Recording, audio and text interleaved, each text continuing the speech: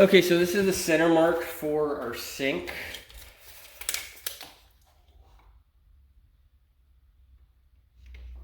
So we'll go 8 on center. That means 4 inches from either side. So a kitchen faucet has an 8-inch center. A bathroom faucet will have a 6-inch center. So here and here is where going to be the water lines. So with our water lines here, the hot is this one, the cold is this one. So what I'm going to do is I'll drill my lines here through, all the way through. I'll pick up the hot and cold for the washer box. And we'll stub out here and here for our kitchen sink when it gets installed. All right, so I've marked out my studs all the way down. So the idea for the elevation is my hot that has to cross my track arm, it'll cross the very top of it, and then the cold, it doesn't matter. But it needs to be high enough to cross the trap arm, but low enough to go underneath with a 90 for the hot and cold over there. So now I'm going to drill this out, and I'll run the PEX lines. And once that's all done, we will I'll glue in an 1.5 inch piece of pipe for the trap arm. I'll glue in a 2-inch piece of pipe for the cleanup that I'll go on later on. And then the plumbing portion for this job will be done. So as a general rule of thumb, you want to stay at least a 1/2 inch back from the very front of the stud. This is to eliminate a drywall screw potentially hitting one of your pipes. They also do have protection plates available for this very reason. So when it comes to crimping for PEX, the crimpers must be calibrated, and you'll do that by the distance between the end of the handles, and then make sure that the crimp ring is in the correct spot, which I will get into later on in the video. And also make sure that the crimps are nice and straight so you don't have a potential leak when you turn the water back on.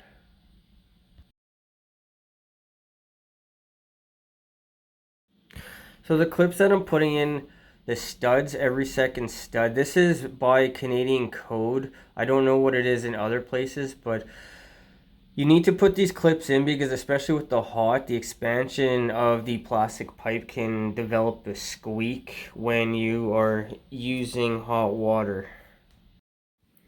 Also notice how the PEX pipe is nice and straight. Like I always say, aesthetics, they do matter. Alright, so we have our water line run. So here I need to go shut water off and then cut these off. And then tee off for the water lines that I ran. I'll have to cap these two off as well, and then we can go and turn water back on. Alright, so this is our water main here, so we're going to shut the water off. Make sure that it's closed all the way. Alright, so with water shut off, we just need to dump the pressure in the lines. So that should be the pressure in the lines. So when I cut the lines, there will still be a little bit of residual water because it's coming up from the ground. Alright, so we'll open the valve to dump the airlock.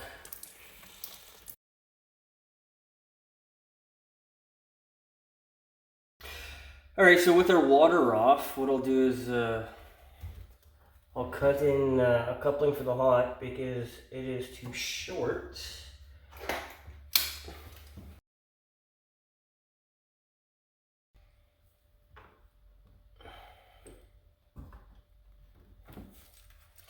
So it looks like the valve isn't holding tight anymore, which is it's not a surprise. And now for cold, I think this will be just long enough. So I'm going to shuffle the cold over to the right here a little bit.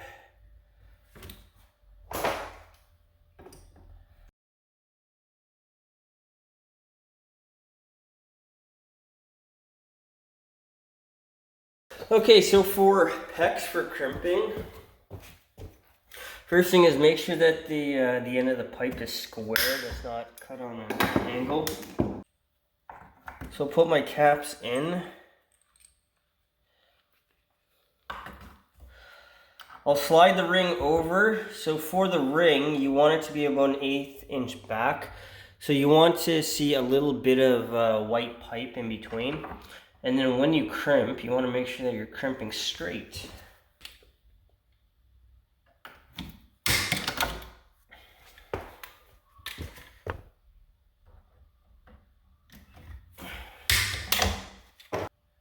So you want to have a bit of a gap here, about an 1/8 of an inch, and then make sure that your crimps are straight.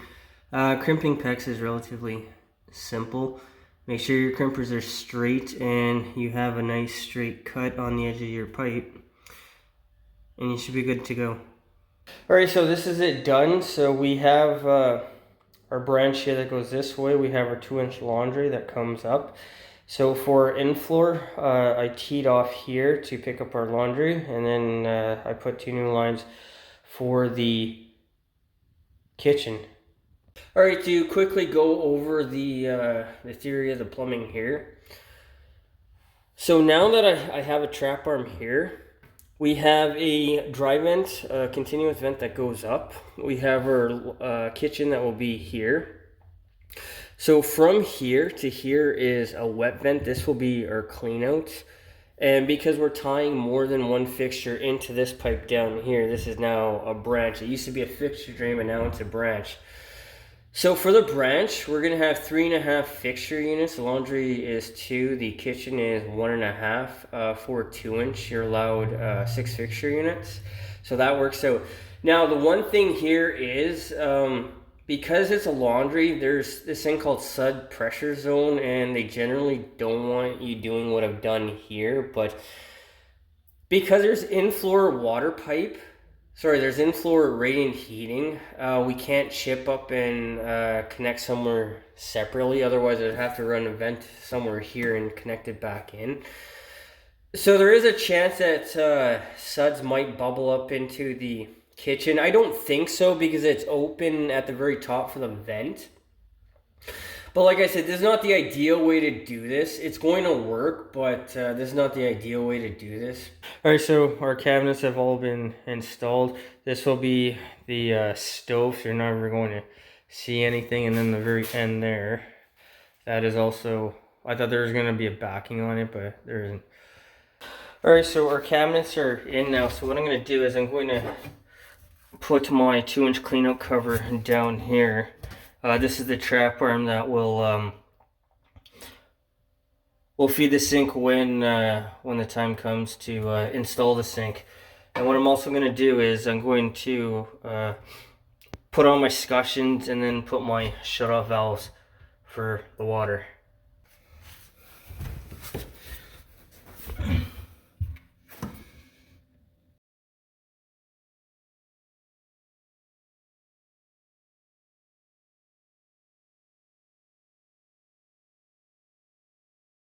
Okay, so I'm going to cut the caps off and then put the scutcheons on, then put the stops on. So I've already shut off water. I've drained down the system. There might be a little bit residual left.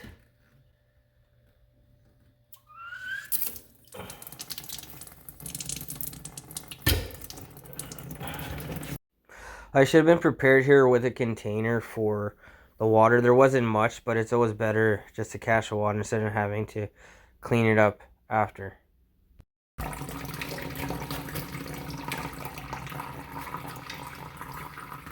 Alright, so we'll put our scutcheons on. These are chrome plates. So put them on backwards. And what you need to do is you need to bend the inside here.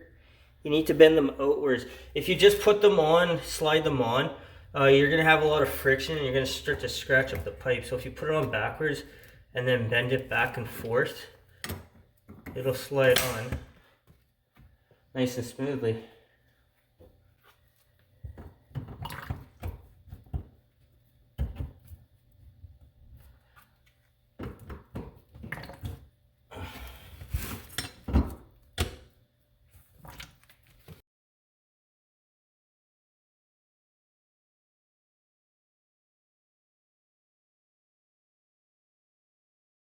All right, so the stops are now on. Make sure that you shut them both off before you go turn the water back on.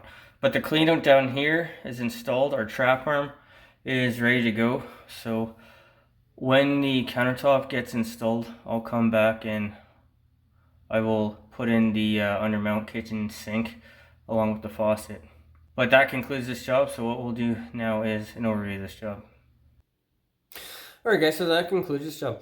So in this case, what I essentially did was I took the existing kitchen sink and then I tied in a washer into it. Now the drain for this kitchen it's a fixture unit. It only has one fixture, which is the kitchen itself. So a 2-inch pipe is more than adequate, and then the in-floor 1/2-inch water pipe, because it's only one fixture, there's more than enough fixture load to pick up something else. The time on this job, the time was about 5 hours. That is to frame the wall, to run the drain, and then run the water for the box. There was nothing in the way. Now, like I said, because this is an exterior wall, you're not allowed to run in an exterior wall. The original drainage was 20 years ago, so they allowed it back then, but now you can't do it. But you did notice how the PEX is on the inside of the wall, and that is because you're not allowed to run any water pipe in an exterior wall. The cost of this job: the lumber, the PEX, the ABS, screws, and everything else, the cost was about $250. There was nothing that really surprised me on this job. The only challenge I had was trying to get the fixture outlet pipe between the 2-inch trap and the box long enough for it to meet code. It was tight, but it did work out. Now, like I said, because there's electrical that has to be run, I only dry fit the trap to the box, and I will go back in a couple of days after the electrical is done and finish this off. But this is a blueprint on how you can add something like a washer into an existing line. Now, because of the one vent, it's not practical to run a separate vent to the kitchen vent and chip up the ground. So it's not the ideal solution, but this will work out in the end. Guys, I hope you enjoyed the video. I hope you learned something. I hope something here is going to help you on your project when you need to go ahead and do that. Guys, till next time, please hit the like button, subscribe, and I'll see you on the next project.